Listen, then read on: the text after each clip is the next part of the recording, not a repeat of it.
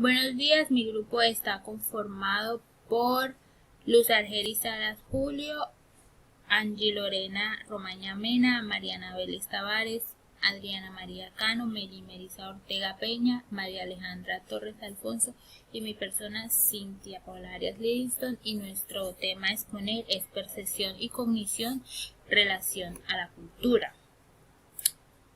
Para que podamos entender este tema a tratar, es importante que tengamos en cuenta que la percepción, la cognición, es una relación con la cultura y es importante que sepamos esto. La cultura son conjuntos de bienes materiales, espirituales, son grupos sociales que se transmiten de generación en generación, incluyendo sus lenguas, sus modos de vida, sus costumbres, tradiciones, sus hábitos, sus valores, sus herramientas y sus conocimientos que se van adquiriendo con los pasos del tiempo. La percepción es una forma en la que el cerebro interpreta la sensación que recibe a través de los sentidos, que forman impresiones conscientes o inconscientes de la realidad física que se encuentra en su entorno.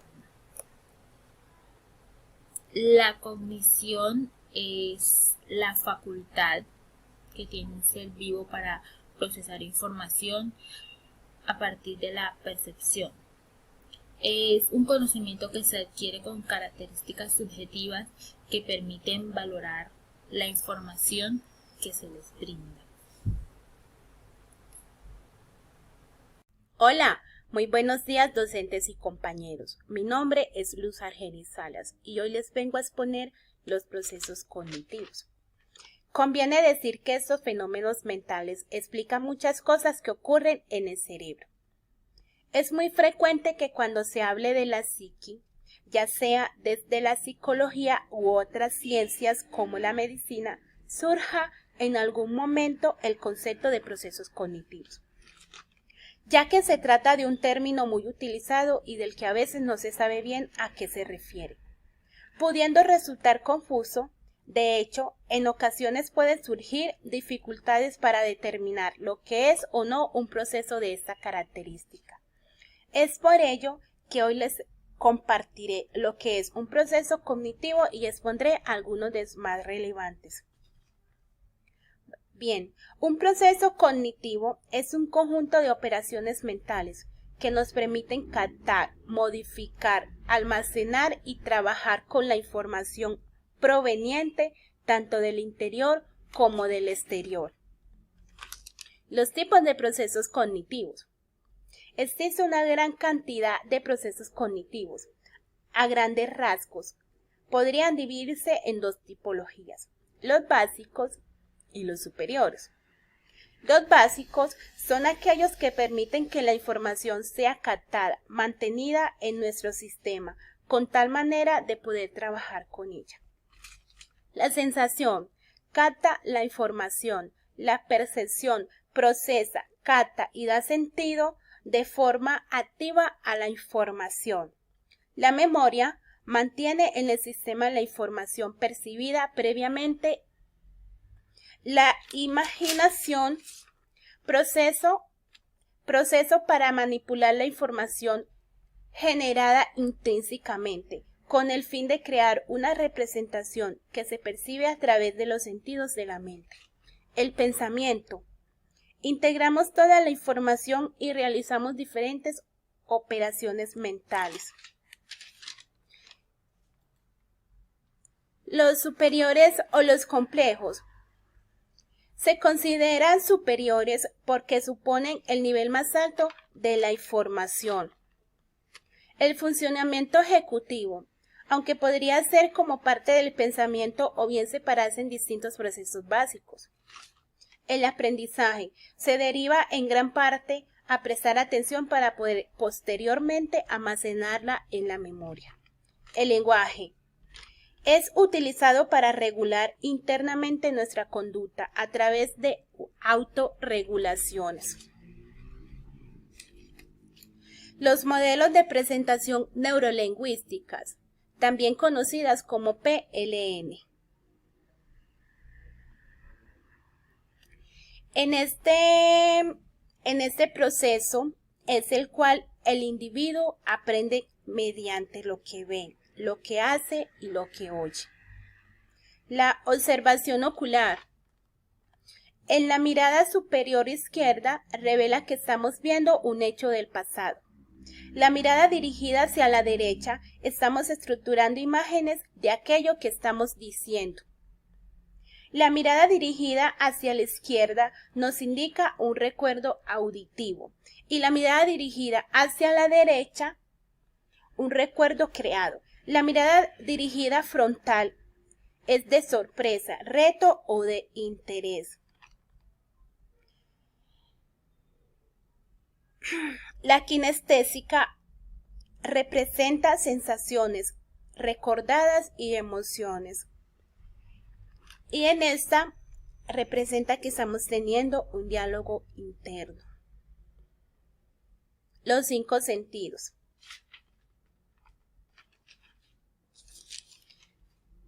Los 5 sentidos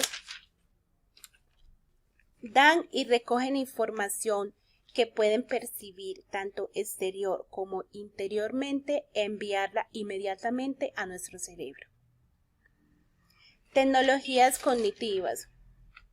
Este alto nivel de interacción con diapositivas, aplicaciones y plataformas radica en el aprovechamiento de una nueva generación de tecnologías cognitivas y se suma su funcionalidad de pensar y aprender de manera similar a la de la mente humana y que han abandonado el concepto de inteligencia artificial. Las empresas están poniendo atención en cómo las tecnologías cognitivas se pueden aprovechar para conservarse más ágiles, rentables y competitivas. Chicos, docente, muchas gracias por la atención prestada. Le doy paso a la compañera Mariana Vélez Tavares. Hola, mi nombre es Mariana Vélez y les voy a hablar sobre las representaciones cognitivas. Una representación mental o representación cognitiva en filosofía de la mente, psicología cognitiva, neurociencia y ciencia cognitiva es un símbolo cognitivo interno hipotético que representa la realidad externa o un proceso mental que hace uso de dicho símbolo. El símbolo es como un sistema formal para hacer explícitas ciertas entidades o tipos de información, junto con la especificación de cómo lo hace el sistema. La representación mental es la imaginería mental de cosas que en realidad no están presentes para los sentidos. La filosofía contemporánea, especialmente en el campo de la metafísica como la psicología y la ontología, la representación mental es la principal forma de explicar y describir esencia del pensamiento y conceptos.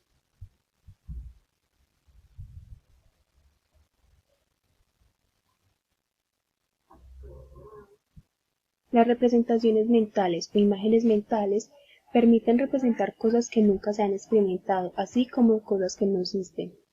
Por ejemplo, piensa en ti mismo viajando en un lugar que nunca has visitado antes, o teniendo un tercer brazo. Esas cosas nunca han sucedido o son imposibles, y no existen. Sin embargo, nuestro cerebro y las imágenes mentales nos permiten imaginarlas. Aunque es más probable que se recuerden las imágenes visuales, las imágenes mentales pueden incluir representaciones en cualquiera de las modalidades sensoriales, como la audición, el olfato o el gusto.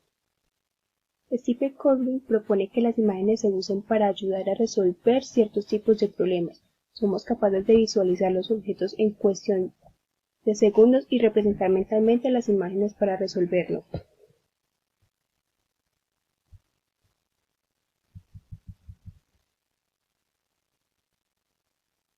Las representaciones mentales también permiten que las personas experimenten cosas justo antes delante de ellas, aunque se debate el proceso de cómo el cerebro interpreta el contenido representativo. Teoría de representaciones mentales o cognitivas. El representacionalismo, también conocido como realismo indirecto, es la opinión de que las representaciones son la forma principal de acceder a la realidad externa. Intenta explicar la naturaleza de las ideas, conceptos y otro contenido mental en la filosofía contemporánea de la mente, la ciencia cognitiva y la psicología experimental.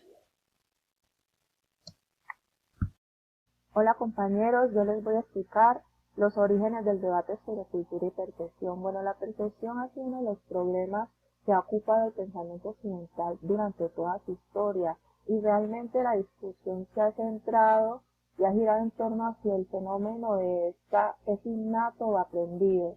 Y durante los siglos XVIII y XIX se enfrentaron dos corrientes, el nativismo y el empirismo, que la primera afirmaba y sostenía que la percepción tenía un origen innato, y la segunda, el empirismo, decía que la percepción era un proceso de aprendizaje durante el contacto del organismo con el medio.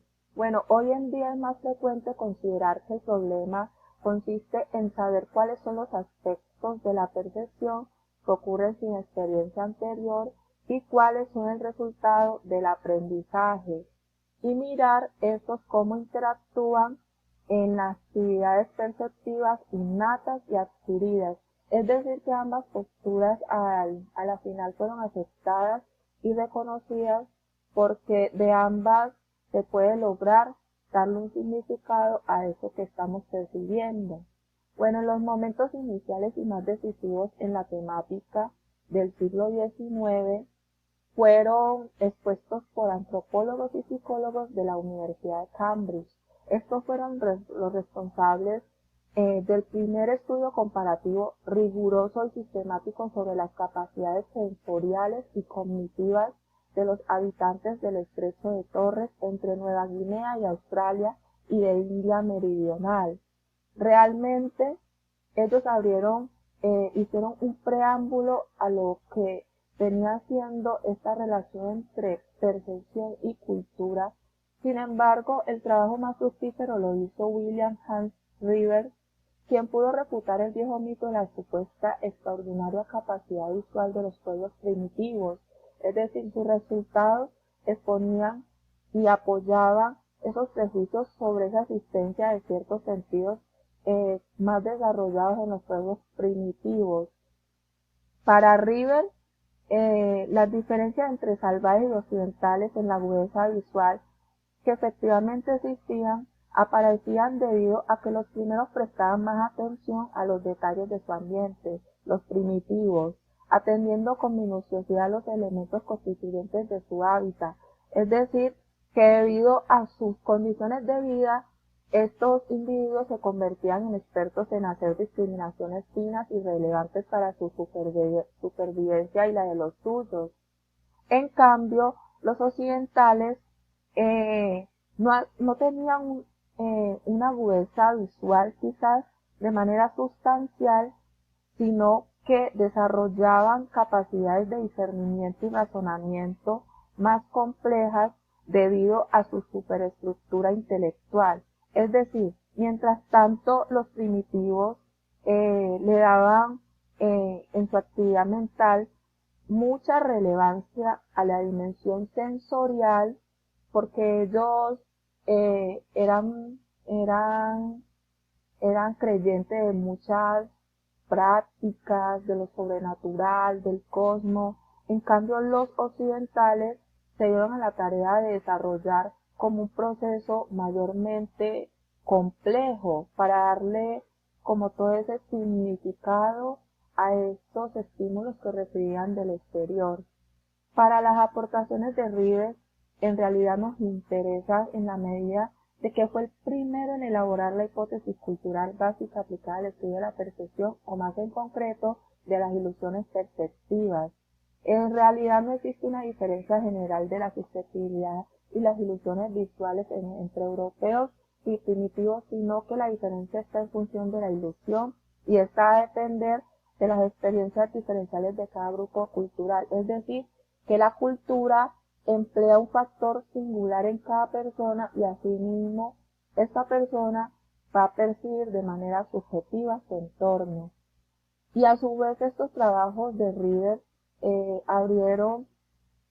fueron considerados inspiración para otros autores en este tema de la cultura y percepción, autores como Alport, que lo vemos en Dimensiones de la Personalidad, como Campbell, como Herskovits.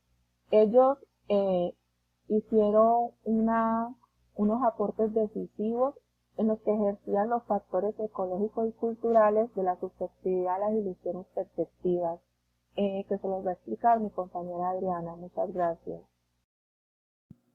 Las influencias culturales y ecológicas en la percepción visual, las ilusiones perceptivas. Todas las investigaciones acerca de las diferencias culturales en la percepción se apoyan en la tesis de que existen rasgos comunes en todos los pueblos del mundo, con independencia de los contextos ecológicos y culturales en los que se desarrollen sus habitantes. Esto según Cole y Scribner. Vygotsky se interesaba por la distinción del análisis de las funciones mentales, como la percepción, la memoria o el pensamiento. Él también en su análisis menciona el contexto histórico-cultural y cómo tales diferencias les confieren un claro carácter cultural y específico asociado a las prácticas y contextos del desarrollo de cada sujeto.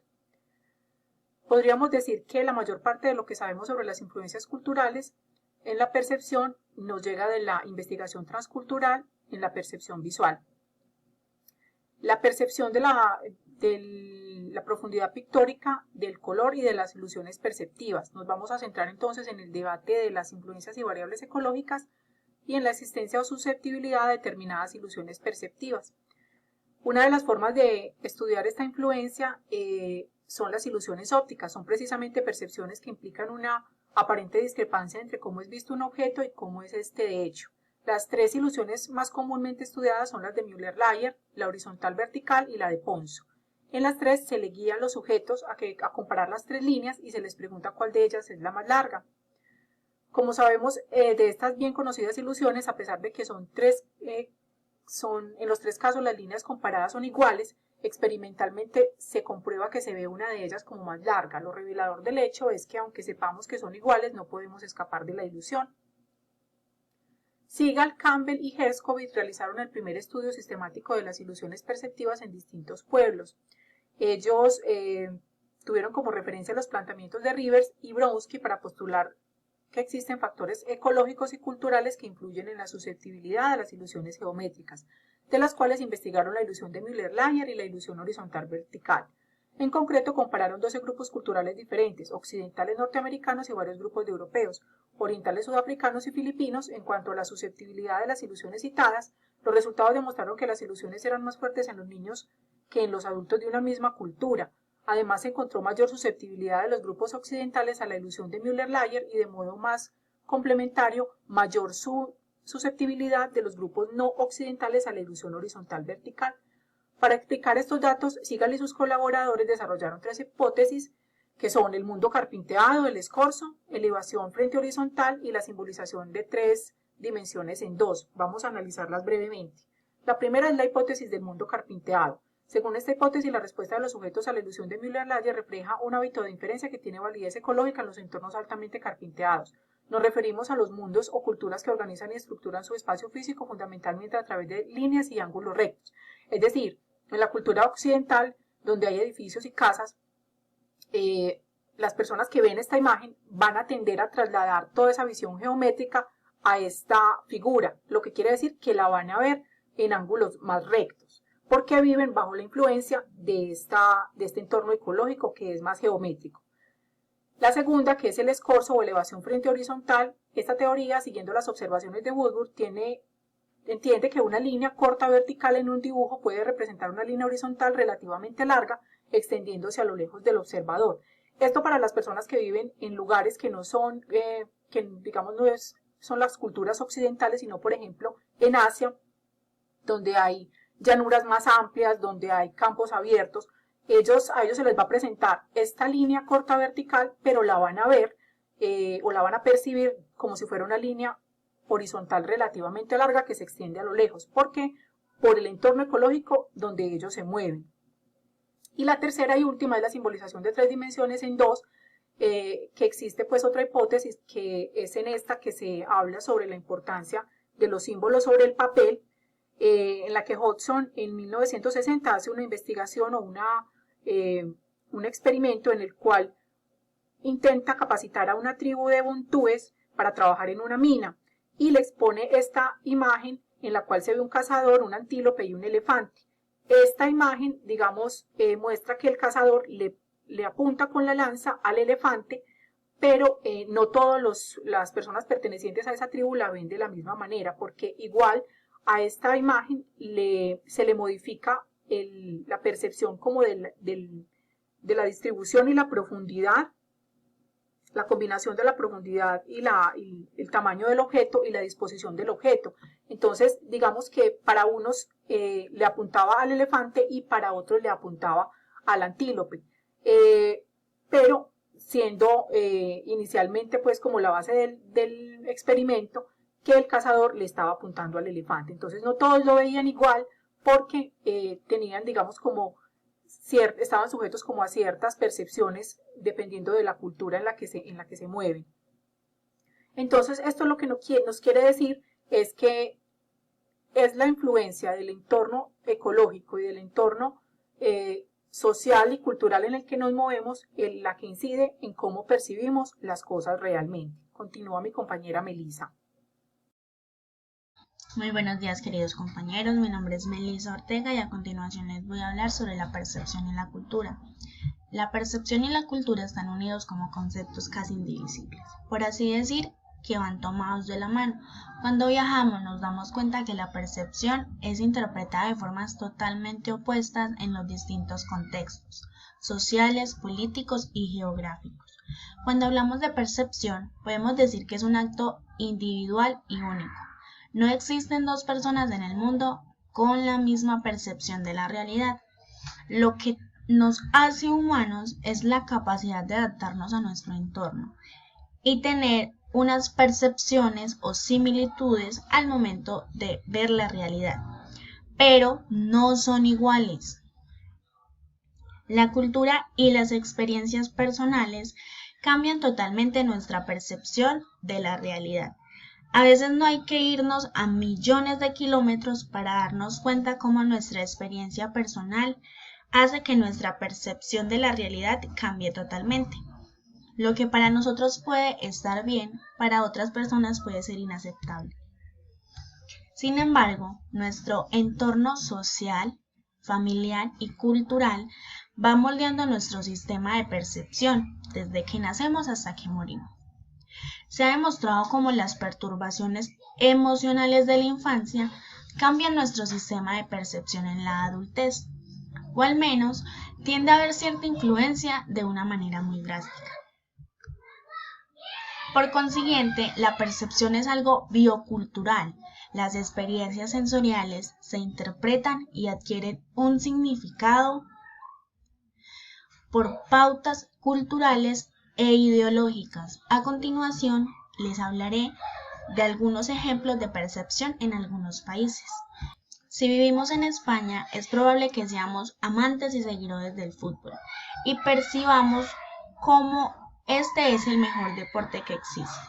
Sin embargo, en Irlanda, el fútbol es un deporte sin importancia alguna, siendo el primero el hurling, deporte que, por cierto, ni sabíamos que existía ni lo practicamos. Nuestro contexto social cambia nuestra percepción de la realidad y define nuestra cultura. Si vives en una cultura de tiempo lineal como Alemania, Escandinavia, Estados Unidos o Reino Unido, probablemente llamarás para avisar de que vas a llegar en 10 minutos tardes a una reunión importante. Pero si vives en Francia o Italia, probablemente no llamarías si tu retraso es de 10 minutos, aunque si fuera de media hora, sí debes avisar. Por otro lado, si eres de una cultura de tiempo flexible como Oriente Medio, India o Latinoamérica, estos retrasos son perfectamente esperados, pudiendo prolongarse hasta una hora sin que nadie se extrañe de ello. Para concluir, quiero aclarar cómo la cultura de verdad influye en la percepción de cada una de las personas y de las regiones. Muchas gracias por su atención. Bueno, ahora vamos a hablar sobre las sustancias psicoactivas. Es importante saber que estas causan cambios en la percepción y en la conciencia de las personas quienes las usan.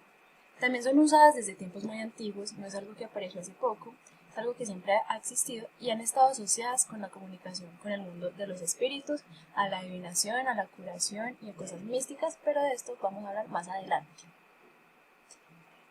También son llamadas plantas maestras. Uno se pregunta por qué son llamadas así. Son llamadas así porque dicen que son transmisoras de conocimiento.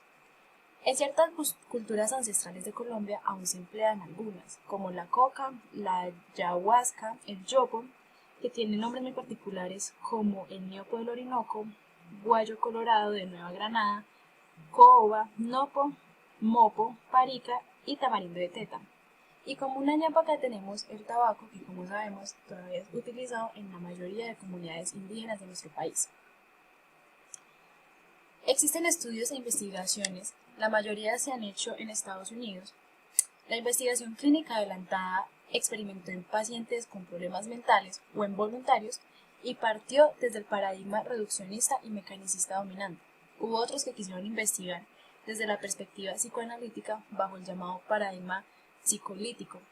Tuvieron resultados muy similares, así que varios investigadores piden que sean revisados y sean elaborados nuevos paradigmas basados en los conocimientos y en las tradiciones chamanísticas. La lectura de estos resultados se trata de descripciones detalladas de los comportamientos y alteraciones perceptuales, y se trata de usar hipótesis neurohormonales que expliquen los cambios que presentan estas personas. Un dato importante es que llama la atención en estas investigaciones que las personas experimentan cosas místicas y una conexión con el cosmos y conocimiento y una profunda conexión con la naturaleza y el mundo.